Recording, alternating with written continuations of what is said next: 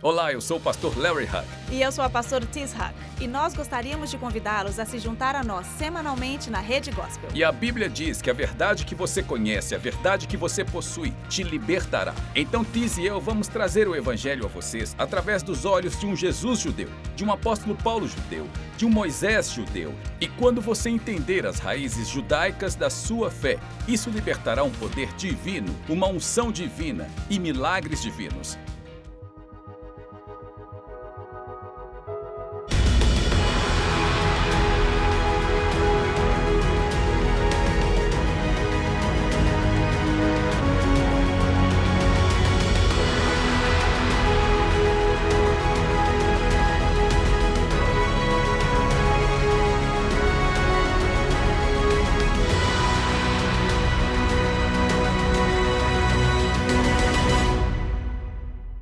Sabe, eu amo a escritura onde diz, combati o bom combate. Quantos de vocês, homens, já estiveram em uma luta? Quantos de vocês já estiveram? Vamos, levantem as mãos. Se você é derrotado, não é uma boa luta. Só é uma boa luta se você ganha. Esta é a melhor luta, porque nós estamos voltando como o exército de Deus e nós nem sequer temos que lutar. Ele destrói o mundo, os inimigos do mundo com a sua língua. É como ficar atrás do seu irmão mais velho. Você não vai querer ficar olhando para cima, falando e lamentando. Você vai querer estar olhando para baixo dizendo, vamos lá, Jesus. Obrigado, pastor Larry, por ensinar essas coisas. E diz no verso 8 que ele está voltando. Ele está voltando. Sabe quantos capítulos há no Novo Testamento? Há 260 capítulos no Novo Testamento. 260 capítulos no Novo Testamento. E desses 260 capítulos, você sabe quantas vezes o Senhor fala para nós sobre o seu retorno? 318 vezes. Um de cada 30 versículos na Bíblia faz referência à vinda do Senhor. Nós precisamos prestar atenção. E precisamos entender que isso está mais perto de nós do que jamais vimos antes. Porque no livro de Apocalipse, João e o Senhor, eles começam com estas palavras de encorajamento. Vejam o verso 9. Eu, João, tanto seu irmão e companheiro na tribulação e no reino e na paciência de Jesus Cristo, estava na ilha que é chamada de Patmos, e pela palavra de Deus e para o testemunho de Jesus Cristo. Agora, eu quero que você olhe para este mapa. E eu quero que você veja neste mapa a pequena ilha de Patmos. Eu acho que Patmos tem, se eu me lembro bem na história, eu acho que Patmos tem 12 quilômetros de largura e 11 quilômetros, 12 quilômetros de comprimento. Então, basicamente, não havia nenhuma vegetação, nem árvores e nenhuma sombra, nem nada. Imagine, essa ilha estava sendo atingida por tempestades e João foi colocado na prisão e ele estava vivendo em uma caverna. Ele estava morrendo de fome. Ele estava praticamente nu e ele era espancado por aqueles cruéis governantes militares e isso provavelmente diariamente. E João começa a escrever um livro de esperança. Ouça o que o historiador William Ramsay diz essas palavras. Tal banimento, assim como João enfrentou, seria precedido por espancamentos e marcado por grilhões perpétuos em correntes, parcamento vestido, com alimentos insuficientes e dormindo no chão puro em uma caverna escura da prisão, trabalhando debaixo dos olhos e dos chicotes do supervisor militar continuamente. Agora, eu quase odeio ensinar isso, mas eu vou pregar sobre isso de qualquer maneira. A fé em Jesus não significa que os problemas não vão vir. Eu acredito que se você tem fé em Jesus, você vai enfrentar muito menos problemas do que os outros. porque você vai aprender a derrotar o inimigo antes que ele estabeleça uma fortaleza em sua vida. Mas a Bíblia nos diz, e eu quase odeio isso, mas nós precisamos entender, que a Bíblia diz que em Romanos 5:8, que nós devemos dar glórias nas tribulações, porque a tribulação produz paciência, e a paciência é o caráter, e o caráter a confiança, e nossa Bíblia diz esperança, mas isso literalmente significa confiança, não esperança, e sim confiança. E na nossa família, nós passamos por algumas pequenas batalhas nos últimos 3 anos e meio. E nós não queremos isso para ninguém. Mas Deus diz que não é porque você é um cristão que significa que você não vai passar por tribulação. E, de fato, eu ouço pessoas o tempo todo dizerem, ó Deus, faça de mim um líder. E sabe, se você quer ser um líder, há um processo de cultivo nisto. E é porque nesses últimos dias nós não podemos ter líderes desistindo. Se nós somos líderes no reino de Deus, os líderes espirituais ou líderes financeiros, nós temos que ter pessoas que talvez passaram pelo fogo e saíram como ouro puro, porque depois dessa próxima geração, Deus pode levantar esses jovens que estão sendo treinados pelo Espírito de Deus para se tornarem os líderes do mundo, porque eu acredito que depois desta geração, nesta geração dos nossos jovens, nós veremos a vinda do Messias. E assim estava o apóstolo João, na ilha de Patmos. Dos 12 discípulos, ele é o único que resta. E ele disse que todos os outros se foram. E ainda assim, João começa este livro do Apocalipse com uma tremenda palavra de encorajamento. E se você ler isso, aqui diz, eu estive uma vez na ilha de Patmos. Deus vai tirá-lo dos seus problemas. Mas bem no meio do problema, nós olhamos para o nosso país, olhamos para o mundo, no meio do nosso problema, Deus pode trazer a maior revelação que a humanidade já viu. E João aqui é o verdadeiro exemplo. Ele diz, neste mundo você terá tribulação. Neste mundo você vai ter alguns problemas. Mas ele diz, animem-se e alegrem-se. Eu sou o Alfa e Ômega. Eu sou aquele que estava morto e agora estou vivo. Eu venci este mundo. Pessoal, nós precisamos servir aquele que esteve morto, mas que agora está vivo, que foi embora e que está voltando, e que venceu o mundo. Eu posso ouvir um amém? Vá para o verso 10. E diz no verso 10, eu estava no Espírito, no dia do Senhor, e eu ouvi atrás de mim uma voz alta, como uma trombeta. Ele diz aqui, eu estava no Espírito. Pessoal, temos que ter certeza de que nós continuamos a ser pessoas cheias do Espírito. Eu posso ter um amém? Agora, eu vou entrar em algumas coisas realmente emocionantes, mas deixe-me nos levar para a fundação. Quando nós viemos à igreja, eu quero encorajá-los a entrar no Espírito, a levantar suas mãos. Vamos lá, eu entendo que nós temos que levar as crianças no berçário, eu entendo que nós temos que fazer isso e aquilo, mas venha cedo. Chegue aqui no início do louvor e da adoração.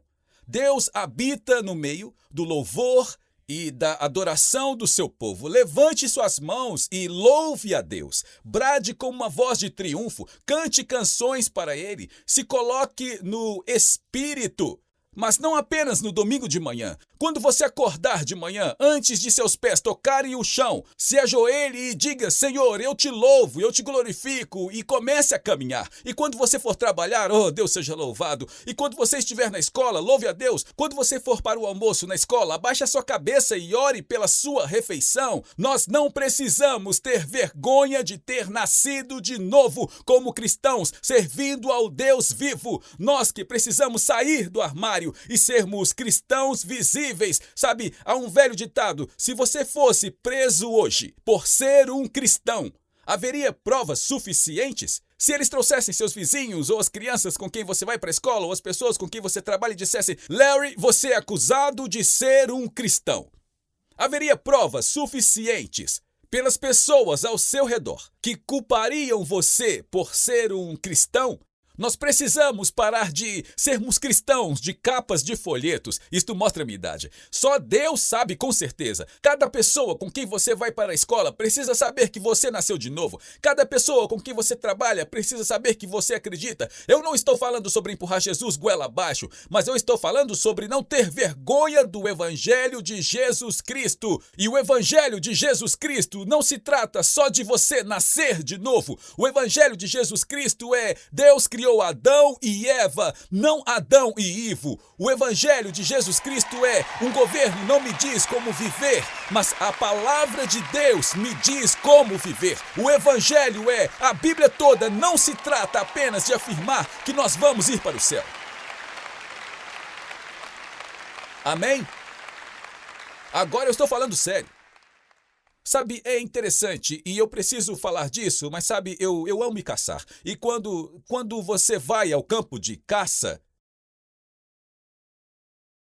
sabe, eu vivo a minha vida em torno da minha família e da minha igreja. Eu não estou lá fora no mundo. Mas quando eu vou ao campo de caça e penso, as pessoas comem com essa boca que estão falando com este linguajar?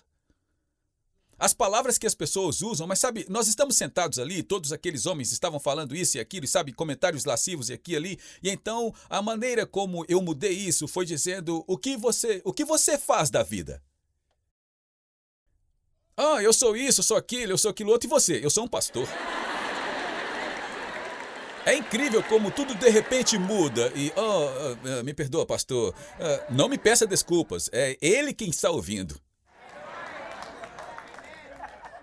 Mas sabe, de repente, sabe, as pessoas começam a chegar e a dizer para mim, sabe, ouça, você pode orar pela minha família, ou você pode orar pelo meu filho, ou minha neta, isso e aquilo, e nós estamos lá, e nós estamos ensinando, e eu estou empurrando Jesus para eles. Ouça, o mundo, a colheita está madura. Mas se eles não sabem vir até você, vocês ouviram o que eu disse? Eu não tenho vergonha de ter nascido de novo em Cristo, eu estou muito orgulhoso disso. Eu não tenho vergonha de ser um pastor, eu estou muito orgulhoso disto. Bem, eu conheci cristãos que faziam isto, e bem, eu conheci carpinteiros que faziam isso também. Bem, eu conheci pregadores que fizeram isso, bem, eu conheci trabalhadores de escritórios que fizeram isso também. Bem, eu conheci líderes na igreja eu conheço pessoas da Casa Branca que fizeram isso. E eu nem votei neles. Amém? Nós precisamos estar no Espírito. A todo momento de cada dia, nós precisamos estar no Espírito. Você vai ver no decorrer que Jesus tinha olhos de fogo. Nós não precisamos estar no Espírito apenas no domingo, embora alguns de vocês não estão nem no domingo no Espírito mais. Ele é mais que um vencedor sobre o Covid. Nós precisamos parar de usar isso como uma desculpa. Nós precisamos parar de usar como desculpa. Mas nós não precisamos ser apenas cristãos quando os pregadores estão olhando. Porque ele é aquele que tem olhos de fogo. Ele vê cada momento de cada dia. Senti que vocês ficaram quietos quando eu falei isso. Ele diz, eu estava no Espírito, no dia do Senhor. Rapidamente, volte comigo para o livro de Jacó. Não, é Jeremias. Eu vi aqui. Se você não tem, deixe-me ler a primeira parte, porque isso é chamado de o problema de Jacó. Quando ele diz, eu estava no Espírito e na companhia do Senhor, olhe para mim rapidamente. O que ele está dizendo? Ele está voltando ao livro de Jeremias. No livro de Jeremias, fala sobre o problema de Jacó. E se você conhece os ensinamentos do profeta Jeremias sobre o problema de Jacó, o dia do Senhor, as coisas estavam parecendo ruins. Mas então, quando você começa o verso 30, eu vou ler um pouco. Quando você tiver uma chance, leia todos os versículos do capítulo 30 em casa. Mas de repente, as coisas estão parecendo ruins. Mas de repente, as coisas mudaram. A palavra do Senhor veio a Jeremias, pois o Senhor diz, assim diz o Senhor, Deus de Israel, escreva em um livro. Aqui ele manda escrever novamente. Algumas coisas são importantes e nós sabemos. Escreva em um livro para si mesmo todas as palavras que eu falarei a ti. Pois veja que os dias estão vindo, diz o Senhor, que eu vou trazer de volta do cativeiro o meu povo Israel e Judá, diz o Senhor. Vamos parar aqui. Aqui nós temos, preste atenção, aqui nós temos no livro de Apocalipse, João descrevendo o que o Senhor mostra a ele, do dia do Senhor. E nós vamos para Jeremias, que é o ensinamento sobre o problema de Jacó, o dia do Senhor. E ele diz, aqui é o início disto. O meu povo Israel e Judá voltarão para a sua terra. Em 1948, 2000 anos depois, 2000 anos, aqui é onde todos os especialistas dizem, é aqui que se prova que a sua Bíblia é um conto de fadas. Os judeus vão voltar 2000 anos depois. Eles não têm nenhuma língua, não têm nenhum exército, não têm nenhum governo. Eles estavam espalhados pelos 4 cantos da terra. Mas Deus diz, vai haver problemas, mas um sinal para o mundo de que as coisas estão prestes a virar para aqueles que têm olhos para ver e ouvidos para ouvir. E o primeiro sinal é que Israel, os judeus, voltarão para a nação de Israel. E por sinal, ele está falando sobre a Judeia e Samaria. Não há lugar nenhum na Bíblia que diz Cisjordânia ou faixa de Gaza. É chamado de Judeia e Samaria. E é assim que nós estamos, do profeta Jeremias, por todo o caminho, até onde nós estamos bem agora, hoje. A revelação do livro de Apocalipse é um aviso para a igreja acordar. As 7 igrejas, os pastores que estão nas igrejas, e diz, acordem, porque eu estou prestes a virar as coisas de cabeça para baixo. Agora vai chegar um momento em que ele vai vir nas nuvens. Mas se você não quer estar olhando para cima, você quer estar olhando para baixo. E o primeiro sinal de que isto é agora, que os dias estão próximos e Israel está se tornando uma nação. Isto aconteceu há 70 anos. Pense no quão próximos nós estamos disso agora. De Jeremias para 1948 até 2021. E vacinas obrigatórias de Covid. Eu estava no Canadá e eu tive que fazer uma verificação para o Covid. Um dia antes de eu entrar no avião para voltar para a América. E se eu falhasse no teste, eu perguntei o que acontece se eu falhar no teste. Eles disseram, nós teremos que ligar e pedir para te prenderem. Eles virão e te levarão embora. Eu sou americano! Eu me vacinei, eu tive que me vacinar, todos nós tivemos por causa da TIS. E eles vão vir e me prender? Eu não posso nem entrar no meu próprio país, mas nós temos um governo que está deixando que dezenas de milhares de pessoas circulem. Acordem, pessoal! Acordem! Vejam para o que ele diz. Veja, eu preciso continuar, eu só tenho mais 11 minutos. Ele diz, deixe-me pular isso.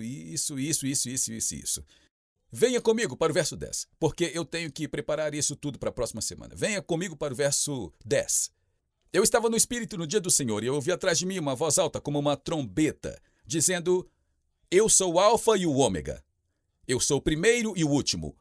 E o que você vê, escreva em um livro e envie para 7 igrejas que estão na Ásia, para Éfeso, Esmirna e outras. E eu me virei para ver a voz que falou comigo, e tendo eu virado, eu vi 7 castiçais dourados.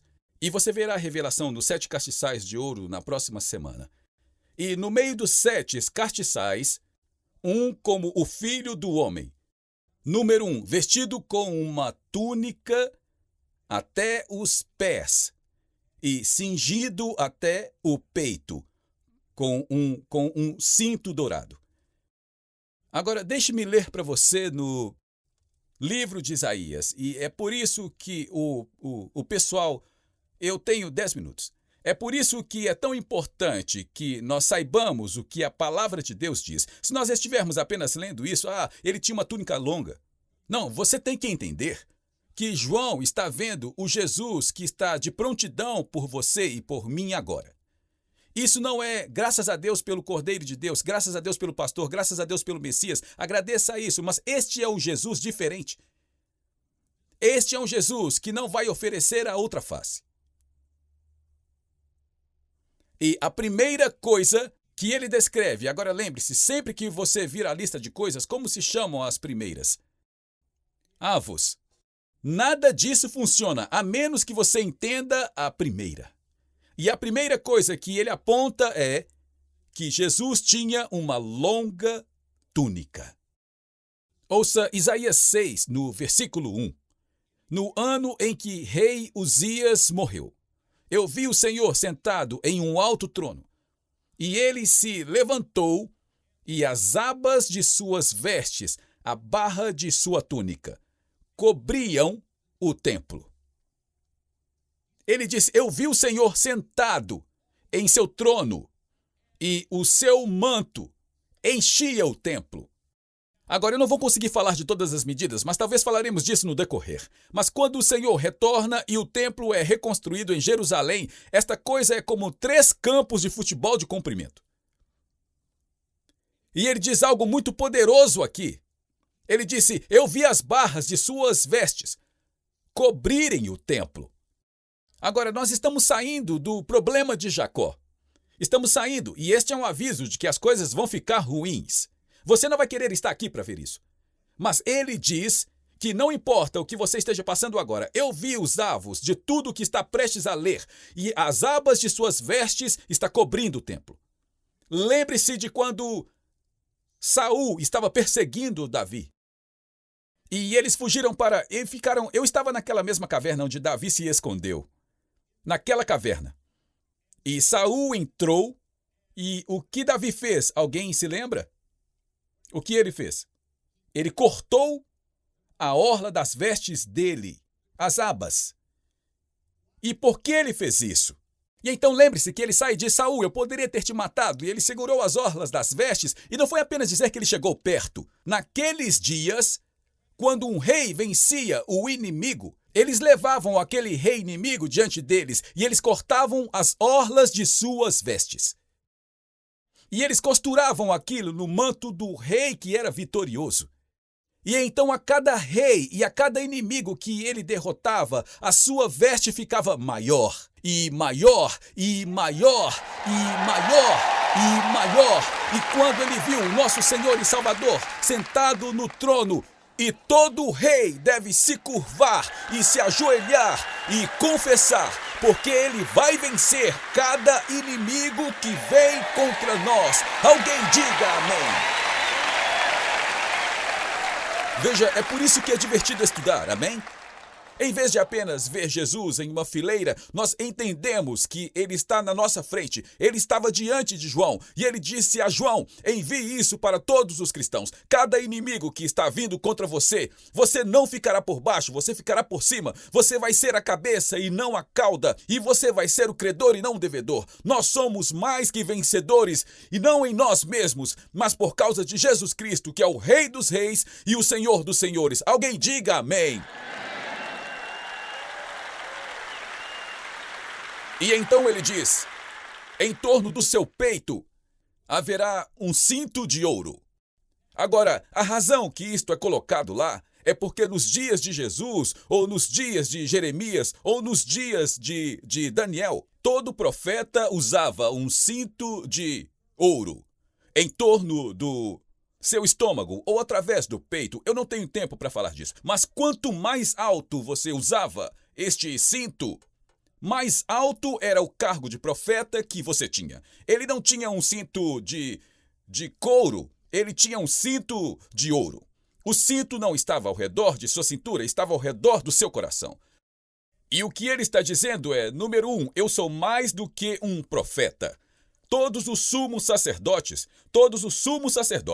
usavam uma faixa ou um cinto em torno de sua cintura. E quanto mais alto ele subira, mais alto as vestes ficavam. Ele não estava com ele em torno da sua cintura, estava em torno do seu coração, porque ele é maior do que qualquer outro profeta. Ele é maior do que qualquer pastor. Ele é o sumo sacerdote. Mas aqui está algo incrível. Aqui está algo incrível que você tem que entender. João está vendo isso como um judeu. Ele entende isso. Ele andou com Jesus por 3 anos e meio. Lembre-se de que quando Jesus disse, Aqueles que querem ser os maiores deverão ser os servos de todos.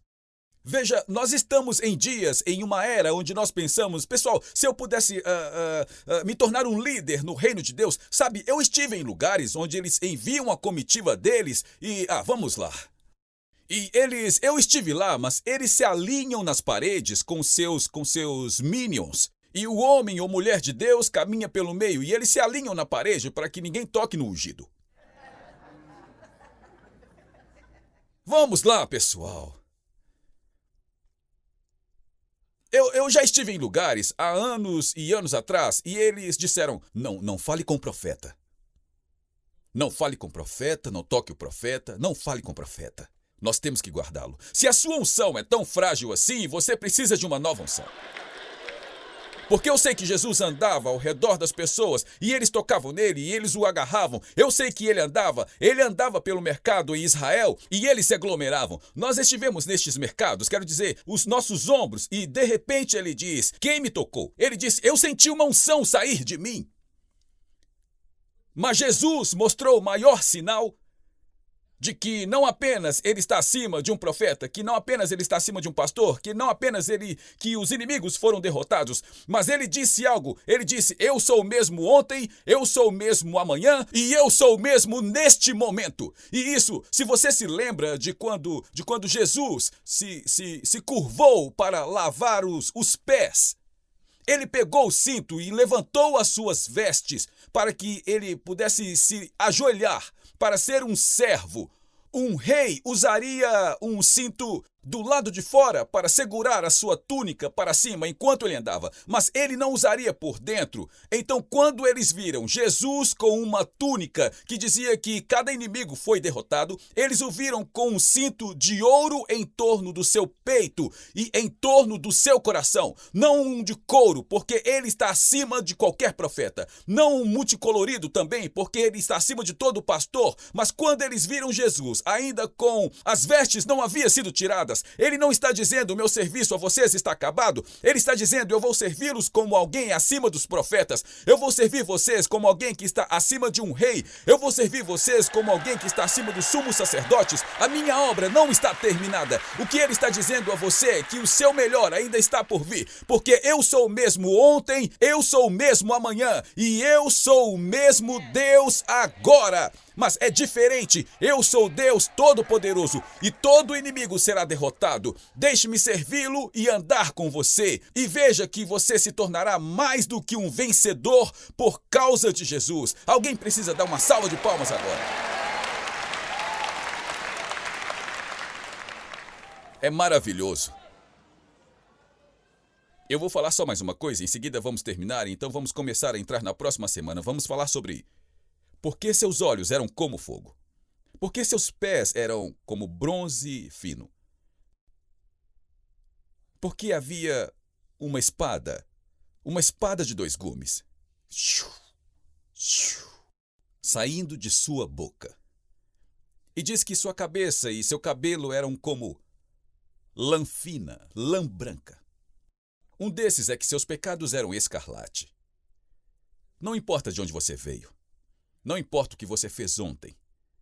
Se você arrepender e começar a me servir, embora seus pecados sejam como escarlate, você sabe o que significa escarlate? Era uma terminologia daqueles dias de que era uma roupa tingida 2 vezes. Ela não era apenas tingida, era duplamente tingida, e uma vez que ela era tingida assim, sabia-se que nada poderia remover aquilo.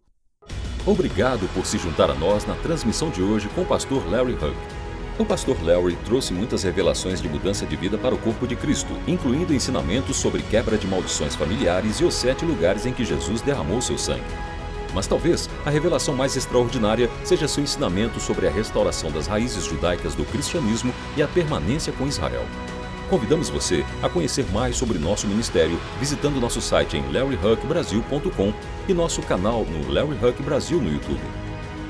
Oferecemos muitos recursos gratuitos em português que irão enriquecer sua caminhada com o Senhor e prepará-lo para viver uma vida vitoriosa e próspera. Você também pode contribuir com o nosso ministério em larryhuckbrasil.com. Sua oferta, seja grande ou pequena, abençoará Israel. Temos muitas ações especiais que estão literalmente salvando vidas e cumprindo a profecia bíblica do fim dos tempos, incluindo patrocinar Aliá, alimentar os sobreviventes do Holocausto, comprar ambulâncias e muito mais.